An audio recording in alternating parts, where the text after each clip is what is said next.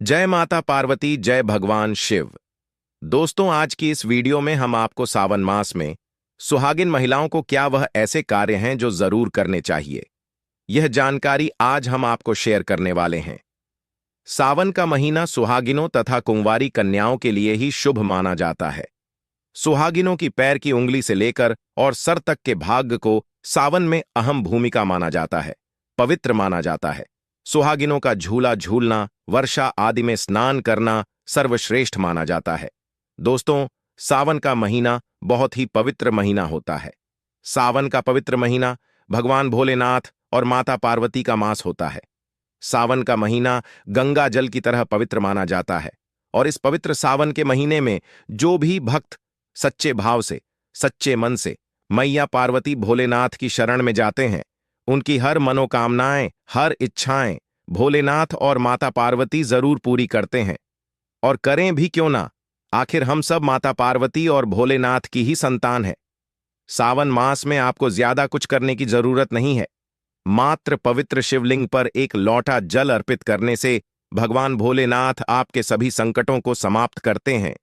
शिव पुराण में बताया जाता है कि सावन के पवित्र महीने में घर परिवार में किसी एक सदस्य को एक तांबे के लोटे में जल भरकर और उसमें थोड़ा गंगा जल और कोई भी एक लाल पुष्प शिवलिंग पर चढ़ाने से भोले बाबा आपको धन से मालामाल कर देते हैं, क्योंकि सावन मास में भगवान शिव धरती पर आकर अपने हर भक्त के घर में वास करते हैं। अगर आपके पास समय ना हो तो घर में किसी भी महिला को एक लोटा जल अवश्य अर्पित करना चाहिए। दोस्तों, भोले बाबा सच्ची भक्ति के भूखे हैं। वह आपसे कुछ नहीं मांगते। सच्ची भावना और सच्चे दिल से अगर आप उन पर जल भी अर्पित करते हैं तो महादेव आपके घर में अपना स्थान बना लेते हैं। बड़े से बड़े राक्षस को भी भगवान शिव ने दर्शन दिए हैं। हम तो फिर भी एक मामूली से इंसान हैं और हम रक्षक की तरह बुरे स्वभाव के भी नहीं, तो हमें तो महादेव की कृपा जरूर मिलेगी। बस मन में ईश्वर के प्रति लगाव, सच्ची आस्था, प्रेम भाव होना चाहिए।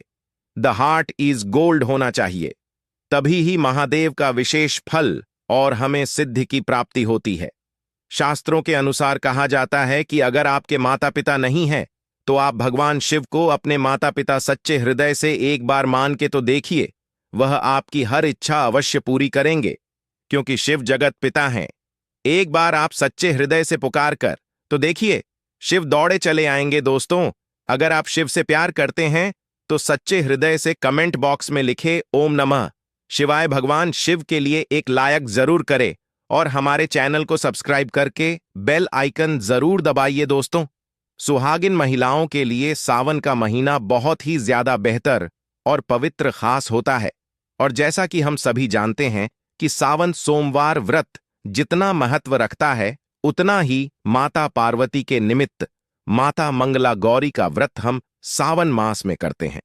उन्हें प्रसन्न करने के लिए अपने जीवन में हमेशा सौभाग्य बना रहे, ऐसी कामना से सुहागिन महिलाएं मंगला गौरी का व्रत सावन मास में जरूर करती हैं। दोस्तों, सावन मास में माता पार्वती की उपासना से आपके जीवन में सुख सौभाग्य बना रहता है।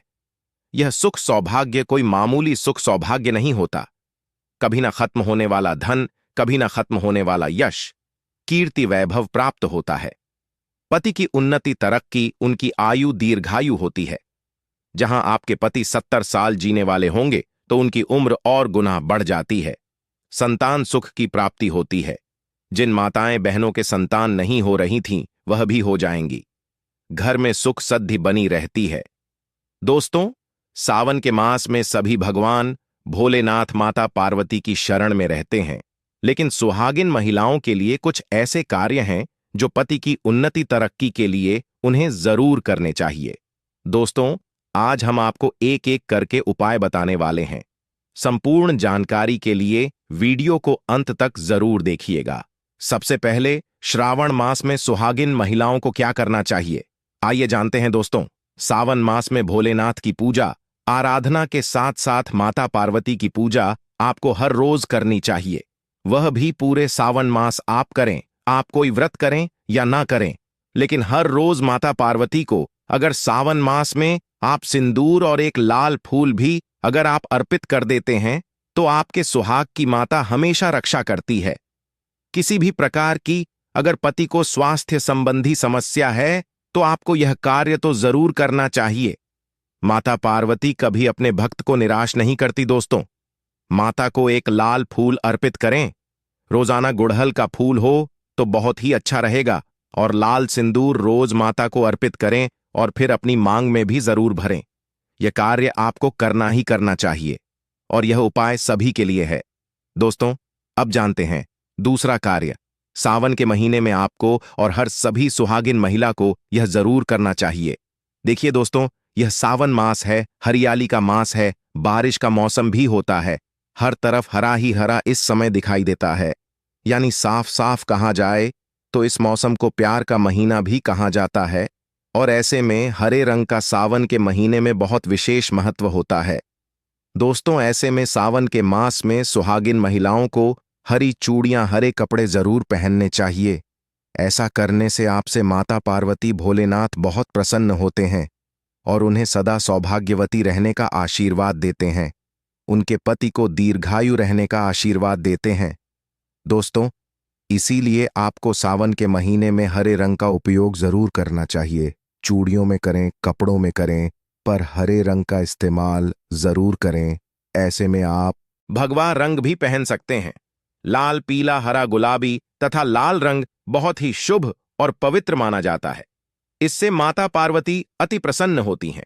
लेकिन याद रहे, सावन के पवित्र महीने में काला वस्त्र तथा सफेद रंग का कपड़ा सुहागिन महिलाओं को नहीं पहनना चाहिए। सुहागिन महिलाओं के लिए यह रंग अशुभ माना जाता है।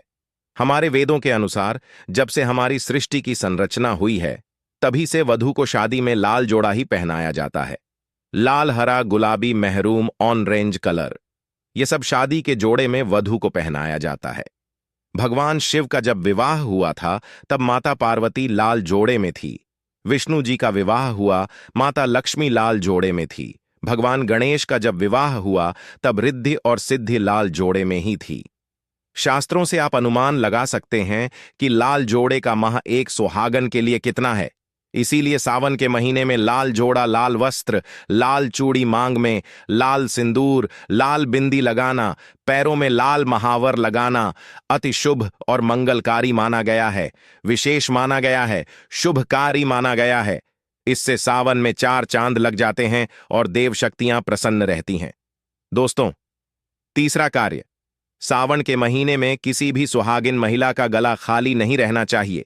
खास तौर पर हर सुहागिन महिलाओं को सावन मास में मंगलसूत्र जरूर धारण करना चाहिए।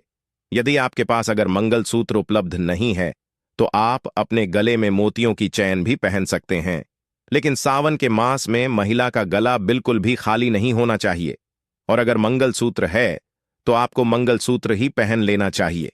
दोस्तों, खास बात का ध्यान यह रखिए कि मंगलसूत्र कहीं से भी टूटा हुआ ना हो, गला हुआ ना हो। किसी भी प्रकार से अगर मंगलसूत्र में कोई दिक्कत है तो आप उसे फिर से अच्छे से तैयार करवा लें और इसके बाद उसे सावन के महीने में पूरे मास कम से कम आपको जरूर धारण करके रहना चाहिए। जब किसी के पति की मृत्यु हो जाती है तभी ही उसके गले से मंगलसूत्र तोड़ दिया जाता है, उसे मंगलसूत्र से वंचित कर दिया जाता है। यदि आपके पति हैं और आप सावन के महीने में गले में मंगलसूत्र धारण नहीं करते हैं तो माफ कीजिए, दरअसल आप अपने पति की मृत्यु का शोक मना रहे हैं। ऐसा करने से निकट भविष्य में पति की मृत्यु भी जल्दी हो जाती है। इसीलिए मंगलसूत्र गले में भले ही आप ना पहने, पर मैं पति के नाम का काला धागा जरूर डाल लें। दोस्तों, चौथा कार्य, सावन के महीने में भूलकर भी किसी भी सुहागिन महिला को काले रंग के कपड़े नहीं पहनने चाहिए। इस बात का ध्यान आपको खास तौर पर रखना चाहिए। सुहागिन महिला का एकदम काले कपड़े पहनना मतलब काल को आमंत्रित करने के बराबर है। इससे भी पति की आयु दीर्घायु नहीं बल्कि मृत्यु को आमंत्रित करने के बराबर माना जाता है। देखिए, हम हर रंग के कपड़े पहनते हैं और पहनने भी चाहिए, इसमें कोई दिक्कत भी नहीं होती। लेकिन सावन के मास में आप काले रंग के कपड़े ना पहने, आप अन्य किसी भी रंग के कपड़े पहने, लेकिन काले रंग के कपड़े तथा एकदम सफेद कपड़े खास तौर पर सावन मास में दूरी बना लें। शादीशुदा महिला के सफेद कपड़े पहनाना भी विधवा होने की निशानी मानी जाती है। विधवा होने का भयंकर रूप माना जाता है। इससे भी पति की आयु कम होती चली जाती है दोस्तों। पांचवा कार्य, सावन के महीने में सभी विवाहित महिलाओं को, सभी सुहागिन महिलाओं को इस बात का ध्यान जरूर रखना चाहिए कि उनकी मांग हमेशा भरी रहे। दोस्तों, सावन के महीने में सुहागिन महिलाओं को अपनी मांग कभी खाली नहीं रखनी चाहिए। जो भी सिंदूर आप लगाते हैं, कोशिश तो ये करनी चाहिए कि जो आपके सुहाग का सिंदरी का सिंदूर है, सावन मास में आप थोड़ा वह भी लगाएं। अगर आप वह पीला सिंदूर नहीं लगा सकते हैं तो आप कोई भी लाल सिंदूर अवश्य लगाएं। अगर आप ऑन फिस जाते हैं तो ऐसे में जो भी सिंदूर आप लगाते हैं वह जरूर लगाएं। सावन मास में अपनी मांग कभी खाली ना रखें। ऐ करना अशुभ होता है, तो आप इस बात का भी जरूर ख्याल रखिएगा। अगर आपने अपने पति के नाम का सिंदूर खरीदा है या आपकी शादी का सिंदूर है तो बहुत ही शुभ माना जाता है। उसे संभाल कर रखें, सदैव रखें। शास्त्रों के अनुसार माना जाता है कि पति के नाम का सिंदूर बड़ा ही महत्व रखता है, खूबसूरत होता है, 7 फेरों के साथ बंधा होता है, जो आपके अटूट रिश्ते को दर्शाता है। इस सिंदूर को कभी बांटना नहीं चाहिए, नहीं तो पति का प्यार भी बट जाता है और निकट भविष्य में आपके पति की मृत्यु भी जल्दी उम्र में हो जाती है। ऐसे सिंदूर बांटे नहीं, बल्कि खुद अपनी मांग में भरें, पति का नाम लेकर भरें। यदि सिंदूर की डिब्बी में सिंदूर खत्म हो जाए तो खत्म होने से पहले ही सिंदूर भर लेना चाहिए। सिंदूर भरा होने से धन की देवी माता लक्ष्मी आपके घर में अस्थायी निवास बनाए रखती है, उस घर में धन की कोई कमी नहीं होती। दोस्तों, सावन मास में सिंदूर खरीदना, सिंदूर बांटना भी बहुत ही शुभ कार्य होता है, तो आप ऐसा भी कर सकते हैं। सिंदूर से जुड़ा हुआ यह कार्य पति पत्नी के जीवन में प्रेम को बढ़ाता है, सुख समृद्धि की प्राप्ति होती है, घर में गृह क्लेश नहीं होता। दोस्तों, छठी बात, सावन के महीने में सुहागिन महिलाओं के लिए वैसे तो 16 श्रृंगार बहुत ज्यादा शुभकारी होता है, जो कि करना भी चाहिए हर महिला को खास मौकों पर। लेकिन अगर पूरे मास में नहीं कर सकते हैं तो ऐसे में सावन के महीने में, जैसे हमने आपको बताया, मंगल सूत्र सिंदूर, इनका ध्यान रखें और वस्त्रों के रंग का भी ध्यान रखें। जो भी आप कपड़े पहनते हैं तो काले रंग के ना पहने, उसी प्रकार से आप अपने पैरों में बिछिया और पायल आपको सावन मास में जरूर पहननी चाहिए। दोस्तों, देखिए, घरों में जब महिलाएं पायल पहनती हैं तो बहुत ही शुभता आती है। पायल में जो घुंघरू होते हैं उनसे घर में पॉजिटिविटी बढ़ती है और उनकी आवाज से माता लक्ष्मी प्रसन्न होती है, माता पार्वती प्रसन्न होती है और स्वयं आपके घर पधार है, आपके पति को आशीर्वाद देती हैं। तो ऐसे में सावन मास में आपको जरूर करना चाहिए।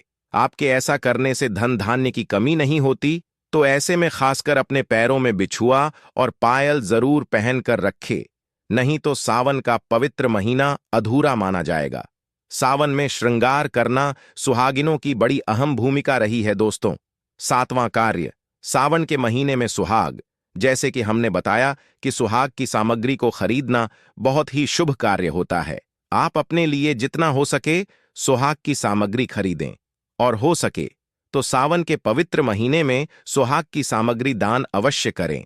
आप चाहें तो रिश्तेदारों में बांटे, पड़ोसियों को बांटे तथा अपने परिवार में बांटे। बड़े से बड़ा अमीर व्यक्ति भी सावन के महीने में सुहाग की सामग्री बांटते हैं। बड़ा शुभ लाभ प्राप्त होता है। इससे घर की प्रगति होती है, उन्नति होती है, पति की आयु बढ़ती है, पति पत्नी का रिश्ता अमर हो जाता है, प्रेम का असीम सुख प्राप्त होता है। माता पिता भी अपने संतान के सुख के लिए सुहाग की सामग्री दान कर सकते हैं, गिफ्ट के तौर पर दे सकते हैं, पर शर्त यह है कि नई सामग्री, नए नए आभूषण, नए नए श्रृंगार आदि होने चाहिए। इससे भोले बाबा और माता पार्वती अति प्रसन्न होते हैं और देते हैं, खुश होकर सुख समृद्धि वैभव का वरदान। अन्य लोगों को सुहाग की सामग्री जैसे सिंदूर बिंदिया, हरी भरी चूड़ियां, बिछुआ पायल, इस प्रकार की चीजें आपको ज्यादा से ज्यादा लोगों को दान देनी चाहिए या फिर उपहार में देना चाहिए। लेकिन यह याद रहे, अपने खुद का मेकअप कभी किसी को दान न करें और ना ही किसी को दें। श्रृंगार आप नया ही खरीदें और बांटें। दोस्तों, 8वां, सावन के महीने में मेहंदी। सावन के महीने में हर विवाहित महिला को, बल्कि सभी को, और हाथों पर मेहंदी तो कुंवारी कन्याएं भी लगाती हैं। आपको बता दें, हाथों पर मेहंदी किसी भी महिला को जरूर रचनी चाहिए। ऐसा करना बहुत ही शुभ माना जाता है। माता पार्वती का आशीर्वाद प्राप्त होता है। ऐसी सभी चीजें सुहाग की निशानी होती हैं और सावन के मास में माता पार्वती की पूजा व आराधना के साथ साथ अगर हम इन कार्यों को करते हैं तो इससे माता हम पर प्रसन्न होती है और हमें मनचाहा आशीर्वाद देती है। दोस्तों, ऐसे में आपको यह सभी 8 कार्य करने हैं जो कि बहुत ही छोटे छोटे हैं और बहुत ही सरल और आसानी से आप कर भी सकते हैं। लेकिन ध्यानपूर्वक सावन के महीने में सभी सुहागिन महिलाएं इन कार्यों को जरूर कर लें, नहीं तो सावन का पवित्र महीना अधूरा माना जाएगा। यह पवित्र आर इसके बिना रूखा रूखा माना जाता है। आपका व्रत भी इसके बिना अधूरा रह जाएगा। सावन में छोटी छोटी कन्याओं को चूड़ियां भेंट करने से, बिंदी भेंट करने से, पायल भेंट करने से, कंगा भेंट करने से और अपने हाथों से खुद उनकी कलाइयों में चूड़ियां पहनाने से 9 देवी अर्थात ब्रह्मांड की देवी प्रसन्न होती हैं। माता लक्ष्मी, माता काली, माता सरस्वती, तीनों देवियों का भरपूर आशीर्वाद प्राप्त होता है। भगवान भोले बाबा की कृपा बरसती है। माता पार्वती की कृपा बरसती है। लक्ष्मी दोनों हाथों से धन की वर्षा करती है। दोस्तों, आपके सभी कष्ट दूर हो जाएंगे। सच्चे दिल से कमेंट बॉक्स में लिखें, ओम नमः शिवाय, हर हर महादेव।